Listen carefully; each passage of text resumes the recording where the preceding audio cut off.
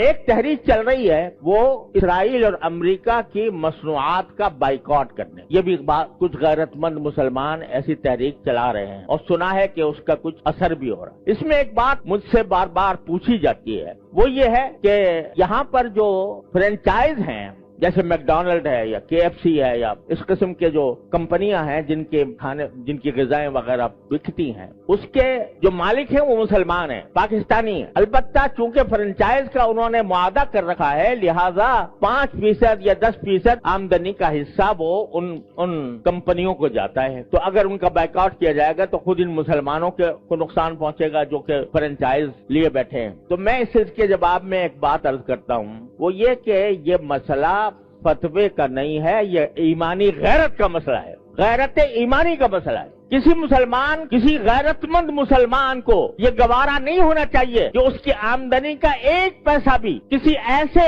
شخص کو پہنچے جو اسرائیل کو مدد دے رہا ہے۔ یہ انسان کی ایمانی غیرت کا تقاضا ہے۔ یہ کہنا کہ بھئی 5% جاتا ہے، اب 95% تو ہم کھاتے ہیں۔ ارے بھائی 95% آپ کھا چکے، بہت الحمدللہ، کافی آپ نے نفع بنا لیا۔ اب آپ یہ تو کر سکتے ہو کہ اس فرنچائز کو ختم کر کے اپنا کاروبار شروع کر دو۔ اگر اس کو ختم کر کے اپنا کاروبار شروع کرو گے تو ذرا تھوڑا سا پتہ تو چلے گا ان کو کہ یہ جو ہم دنیا بھر کے اندر ہم اپنی مصنوعات چلا رہے ہیں، دنیا بھر میں ہمارا سکہ چل رہا ہے، اس کا کچھ اثر تو ہوگا۔ یہ کہنا کہ 5% جا رہا ہے ان کو اور ہم نے 5% جا کے کیا اس میں کیا فرق پڑے گا؟ آپ ذرا یہ سوچو کہ اگر کوئی میری آمدنی کا 50% نہیں 1% کسی ایسے شخص کو پہنچ رہا ہو جو میرے باپ کے قتل کی سازش کر رہا ہے، گوارا کرو گے کہ میری آمدنی کا 1% ایسے شخص کو دیا جا رہا ہے جو میرے باپ کے قتل کی سازش کر رہا ہے یا میرے قتل کی سازش کر رہا ہے؟ تو یہاں اس کو 1% اور 2% اور 5% سے ناپو گے۔ لوگ فتوے کی بات کرتے ہیں،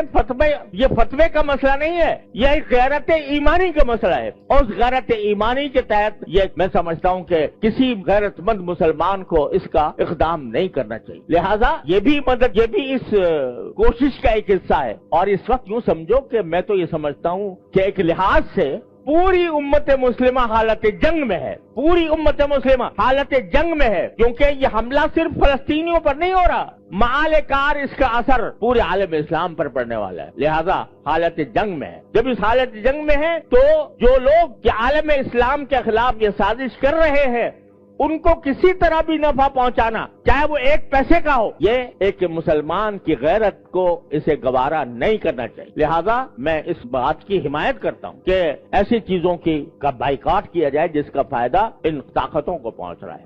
تو اپنی سی کوشش کرو، اللہ تعالیٰ سے دعا جاری رکھو، کوئی وقت خالی نہ جائے جس میں اللہ تعالیٰ سے نہ مانگا جا رہا ہو، اور پھر اللہ کے فیصلے پر راضی رہو۔ پھر جو اللہ کا فیصلہ ہے وہی برحق ہے، وہ ہماری خواہش کے مطابق ہو تو برحق ہے، ہماری خواہش کے خلاف ہو تو برحق ہے۔ تو بس یہ ہے پریشانی کا علاج۔ اللہ تبارک و تعالیٰ اپنے فضل و کرم سے ہم سب کو اس پر عمل کی توفیق عطا فرمائے۔ وآخر دعوانا الحمدللہ۔